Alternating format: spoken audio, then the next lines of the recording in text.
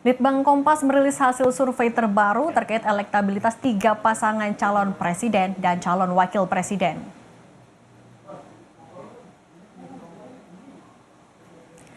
Dalam survei yang sepenuhnya dibiayai harian Kompas ini, pasangan Capres-Cawapres nomor urut 1 Anies Baswedan Muhaimin Iskandar memperoleh elektabilitas 16,7%. Pasangan Capres-Cawapres nomor urut 2 Prabowo Subianto Gibran Raka Buming Raka punya elektabilitas paling tinggi, yakni 39,3%. Sedangkan pasangan Capres-Cawapres nomor urut 3 Ganjar Pranowo Mahfud MD mengantongi elektabilitas paling kecil dibanding 2 pasangan lainnya, yakni 15,3%. Catatan dalam survei ini, masih ada 28,7% responden yang belum menentukan pilihan atau menyatakan dukungannya di Pilpres 2024.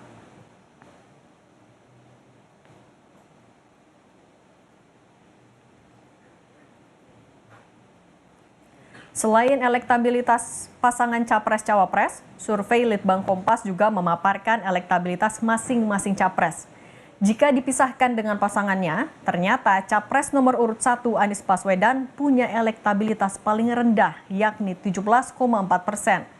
Sedangkan Capres nomor urut 2 Prabowo Subianto masih punya elektabilitas tertinggi, yakni 39,7%. Dan calon presiden nomor urut 3 Ganjar Pranowo menyusul di bawah Prabowo dengan 18,0%.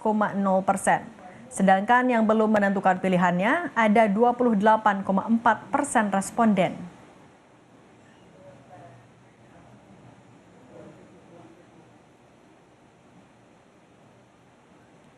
Survei Litbang Kompas juga menampilkan elektabilitas cawapres jika dipisahkan dari pasangannya. Hasilnya, Cawapres nomor urut 1 Muhaimin Iskandar punya elektabilitas terbawah, yakni 12,7%. Cawapres nomor urut 2 Gibran Raka Buming Raka punya elektabilitas tertinggi, yakni 37,3%.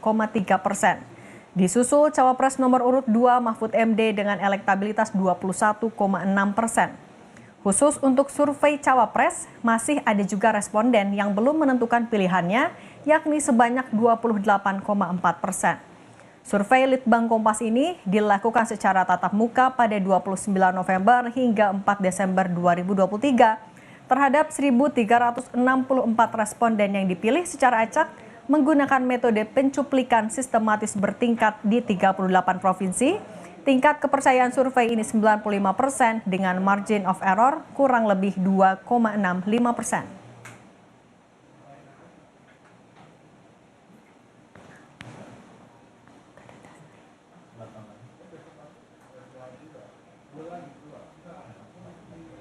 Litbang Kompas merilis hasil survei elektabilitas terbaru untuk 3 pasangan calon presiden dan calon wakil presiden.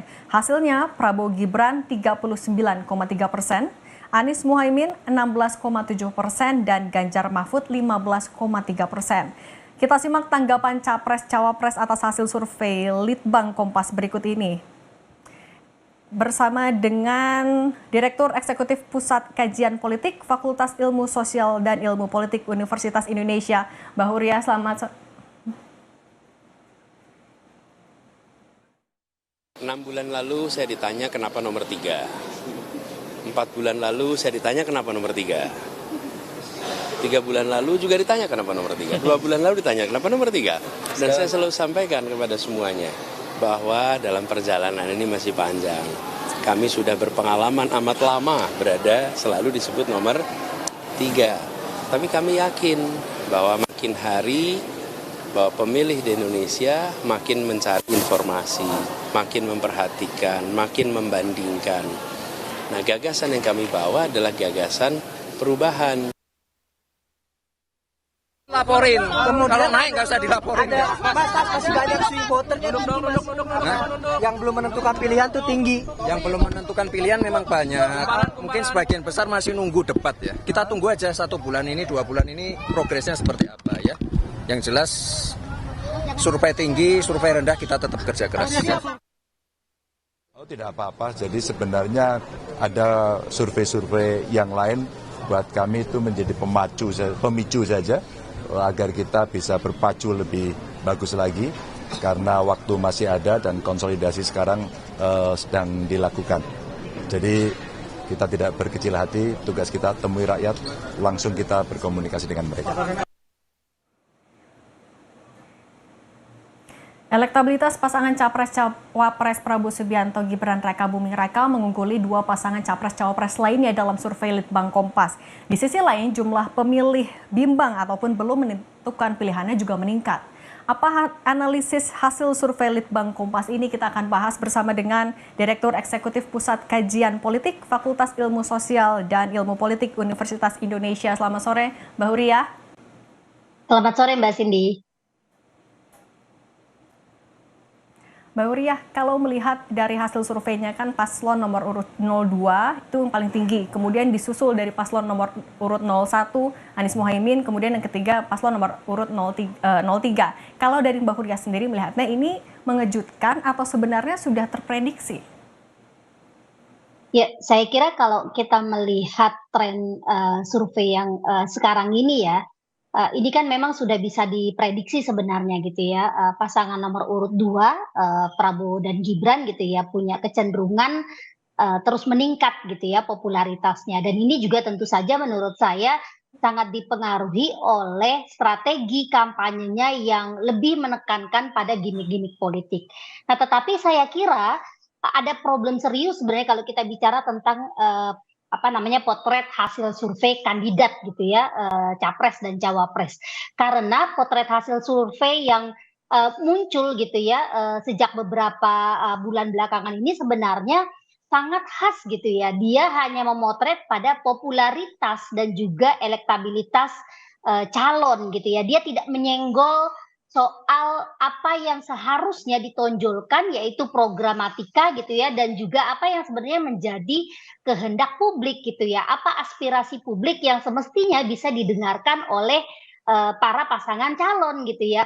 Nah, persoalan mengenai popularitas dan elektabilitas ini kan juga tidak jelas gitu ya. Berdasarkan apa sebenarnya? Apa yang menjadi dasar misalnya hasil-hasil survei ini memetakan bahwa kandidat A, kandidat B gitu ya elektabilitasnya tinggi. Elektabilitas itu berdasarkan apa? Karena kalau kita lihat yang terjadi sekarang itu justru survei lebih banyak dimaknai dan dimanfaatkan gitu ya untuk mempengaruhi opini publik dan juga untuk mempengaruhi pemilih yang belum menentukan pilihan gitu ya. Jadi eh, apa namanya ke keinginan para kandidat gitu ya untuk menggunakan berbagai lembaga survei memotret popularitas dan elektabilitas mereka bukan lagi soal bagaimana mereka memastikan bahwa publik sudah mengetahui apa yang menjadi program-program kampanye mereka, apa yang menjadi aspirasi masyarakat, melainkan untuk mendapatkan efek bandwagon gitu ya, di mana hasil survei ketika dia dipublikasikan diharapkan bisa memberikan efek ikutan agar pemilih yang belum menentukan pilihan gitu ya bisa melihat hasil survei sebagai acuan untuk mereka menentukan pilihan nanti. Saya kira demikian Mbak Cindy.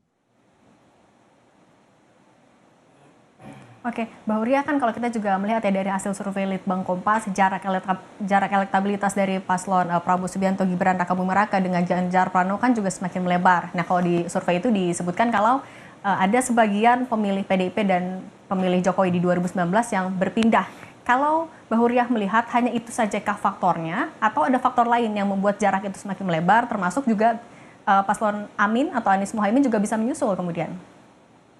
Ya, saya kira penyebabnya yang perlu dicek itu adalah justru kenapa kemudian gitu ya jaraknya semakin melebar. Nah, disinilah saya melihat sebenarnya perbedaan strategi yang sangat menonjol di antara pasangan calon. Kalau kita perhatikan saja misalnya ya pola-pola kampanye yang dilakukan di sosial media itu sangat menekankan pada faktor emosi massa. Kenapa ini bisa dilakukan gitu ya? Karena kan sebenarnya peta pemilihnya sudah relatif jelas gitu ya. Masing-masing paslon punya basis pemilih yang loyal. Ya, PDIP misalnya basis pemilihnya yang loyal, dia pasti akan mengarah pada paslon nomor 3 gitu ya. Basisnya Gerindra, kemudian juga Pak Jokowi yang loyal, dia juga pasti akan ke apa namanya, paslon nomor 2 gitu ya. Demikian juga dengan paslon nomor 1. Nah, challenge-nya adalah bagaimana kemudian jumlah suara pemilih mengambang ini ya, yang kita sebut sebagai floating mass gitu ya, yang belum menentukan pilihan, ini akan ke arah mana? Di sini yang diperebutkan. Nah, strategi kampanye yang dilakukan oleh para paslon, terutama saya melihat ya dalam konteks ini adalah paslon nomor 2 gitu ya, memainkan emosi massa. Kita lihat saja di sosial media soal misalnya bagaimana, apa namanya, politik balas dendam gitu ya, politik sakit hati, Pak Jokowi, dengan, Ibu Megawati dan seterusnya gitu ya. Jadi yang dimainkan itu adalah emosi massa. Ini yang meningkatkan popularitas, ini yang meningkatkan simpati publik. Jadi cara-cara untuk mendapatkan simpati publik gitu ya, lewat gimik-gimik politik, lewat potongan-potongan video yang membuat publik gitu ya merasa simpati pada kandidat tertentu, ini yang digunakan. Nah, ketika ini dilakukan secara masif, terutama di media sosial, dia akhirnya mampu mempengaruhi apa namanya, perilaku memilih gitu ya, sehingga kita bisa melihat misalnya orang-orang yang terpengaruh pada pola-pola kampanye seperti itu menjadi bersimpati dan akhirnya semakin besar dukungan kepada, paslon nomor 2. Itu yang saya lihat dalam konteks, pertarungan yang semakin ketat antara paslon nomor 2 dengan paslon nomor 3 gitu. Karena basis pemilihnya ini kan di 2019 gitu ya, basis pemilihnya kurang lebih sama. Jadi pertarungannya justru ketat di situ. Oke, nah bahkan yang tadi juga disinggung soal pemilih yang masih bimbang, angkanya kan tinggi ya, 28,7%, naik malah kalau dari survei terakhir. Nah ini sebenarnya kenapa bisa naik tajam, padahal kan surveinya dilakukan sebenarnya setelah masa kampanye dimulai, apa alasannya kira-kira? Kembali lagi ya, saya kira, begini, yang dilakukan oleh, lembaga-lembaga survei gitu ya, ini kan adalah memotret perubahan tren perilaku memilih gitu ya, potensi, pemilih gitu ya untuk, menilai dan juga memilih calon-calon yang akan mereka, pilih gitu ya, berdasarkan pada persepsi mereka mengenai popularitas dan juga elektabilitas calon-calon tersebut. Nah, jumlah suara yang mengambang ini kan kalau kita petakan sebenarnya, ada 3 ya. Yang pertama adalah para pemilih yang memang merupakan pemilih kritis yang belum menentukan pilihannya dan ingin melihat gitu ya bagaimana misalnya nanti ya di dalam debat, antar paslon gitu ya, masing-masing, paslon ini bisa beradu argumen. Itu yang pertama. Yang kedua, saya juga melihat para pemilih yang belum menentukan, pilihannya adalah mereka yang tidak punya afiliasi politik tertentu gitu ya pada, partai-partai yang ada atau kandidat-kandidat yang ada. Nah, mereka yang mudah sekali sebenarnya berubah pilihannya gitu ya. Dan, ketika perubahan pilihan ini dipengaruhi oleh masifnya informasi yang mereka terima dari media sosial, kemudian iklan-iklan konvensional gitu ya, di media konvensional termasuk spanduk yang bertebaran dan lain sebagainya, saya kira pangsa pangsa terbesarnya ini adalah di para pemilih yang, belum menentukan pilihan karena mereka, tidak punya informasi yang cukup gitu ya mengenai, calon-calon yang ada. Dan sejauh ini memang kalau kita lihat ya sekilas, kampanye yang dilakukan oleh paslon nomor 2 itu amat sangat masif, yang ini juga memang didukung oleh kekuatan partai politik yang banyak gitu ya di belakangnya. Kita bisa lihat misalnya, spanduk-spanduk dengan gaya kampanye baru gitu ya, kemudian juga, politik, joget gitu ya yang masif di media sosial dan lain sebagainya. Saya kira ini yang, menjadi faktor penting gitu ya, strategi paslon nomor 2 untuk menyentuh emosi massa, untuk menyentuh rasa gitu ya, dari masyarakat ketimbang misalnya menekankan pada kampanye programatik untuk mendapatkan simpati dari pemilih kritis yang jumlahnya sebenarnya tidak terlalu banyak gitu di Indonesia. Oke, Demikian Mbak Cindy ya. sebelum pencoblosan 2 bulan lagi, apa yang bisa dilakukan masing-masing paslon kurang lebih untuk menarik, menggaet si 28,7% ini, terutama misalnya tadi salah satunya adalah yang kelompok kritis, Mbak? Oke, saya kira begini, problemnya hari ini kan adalah ketika orang bicara tentang Pilpres 2024 ya, kebanyakan kan kita langsung bicara pada soal kandidat gitu ya. Kita bicara tentang kandidat. Ini menurut saya adalah masalah serius. Bagaimana peta kandidat dari sudut pandang ideologi, sudut pandang program, ini kan cenderung random, cenderung pragmatis.